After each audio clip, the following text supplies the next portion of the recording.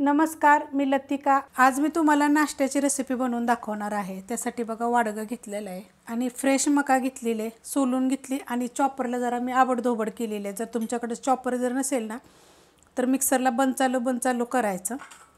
एक वाटी भरून आहे बघा दाबून आणि असं दिसत असेल तुम्हाला। फ्रोझन वगैरे नाही, फ्रेश मका आहे। सेम वाटीच्या प्रमाणे बघा एक बटाटा मी साल काढून खिसून घेतलाय, स्वच्छ धुवून घेतलेला आहे, कारण की आपण दाखवस्तवर काळा पडेल त्यासाठी मी स्वच्छ धुवून घेतलेला आहे। बटाटा बघा मी काढून घेतलेला आहे खिसलेला। त्याच्यामध्ये बघा एक मीडियम आकाराचं गाजर साल काढून ते पण खिसून घेतलेलं आहे। हे सगळं बारीक खिसायचं, जरा जास्त मोठं वगैरे खिसायचं नाहीये। छोट्या आकाराचा एक कांदा घेतलेला आहे, कापून घेतलेला आहे। वाटीच्या प्रमाणे जर सांगितलेलं ना तर कांदा अर्धी वाटी आणि गाजर अर्धी वाटी आणि बाकीचं सगळं एक एक वाटी। त्यात टाकायचं आपल्याला धने जिरे पावडर छोटा एक चमचा, थोडीशी कोथिंबीर देठा सकट घेतलेली आहे बघा। त्यात टाकायचं आपल्याला ठेचा। ठेच्यामध्ये बघा जिरं, लसूण, आलं आणि हिरवी मिरची अशी कुटून घेतलेली आहे एकदम बारीक अशी। तिखटाप्रमाणे घ्या, अर्धा इंच आलं आहे, 2 हिरव्या मिरच्या आणि 4 पाकळ्या लसणाच्या। त्यात टाकायचं आपल्याला चवीप्रमाणे मीठ। त्यात टाकायचं आपल्याला 2 चमचे बेसन पीठ।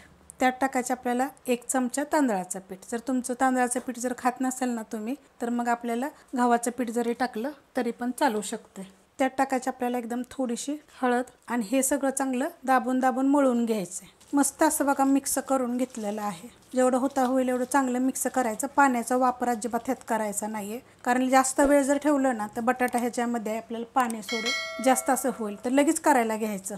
गरम करायला बघा तवा ठेवलेला आहे, त्यामध्ये एकदम थोडंसं तेल टाकून घ्यायचं आणि तेल काय करायचं माहिती का, सगळीकडे असं पसरून घ्यायचं। पसरून घेतलंय बघा। आता ह्याच्यामध्ये आपण हे टाकून घेऊया।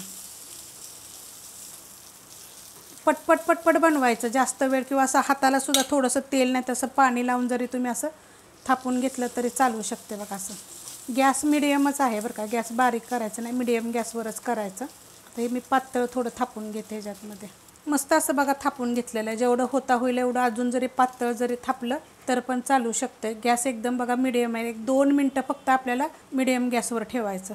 पलटी करून घेऊया बघा, असं साधारण असं साईडनं सुकलं का नाही की मग पलटी करायचं बघा। मस्त असं भाजलं जातं, बिलकुल असं भाजत नाही असं नाही, एकदम छान खरपूस भाजून घ्यायचं। असं साईडला बघा, एकदम साईडला जर राहिलं ना असं तर ते निघतं थोडंसं, नाही तर मस्त भाजलं जातं। नाही पिठाचा वापर कमीच केलेला आहे आपण।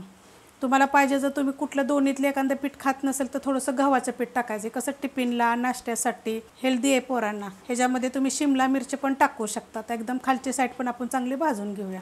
तर खालची साईड आपण भाजली का बघूया। आपण एकदाच तेल टाकलं होतं, परत काय तेलाचा वापर वगैरे केलेला नाही आहे बघा। मस्त असं भाजलं गेलेलं आहे।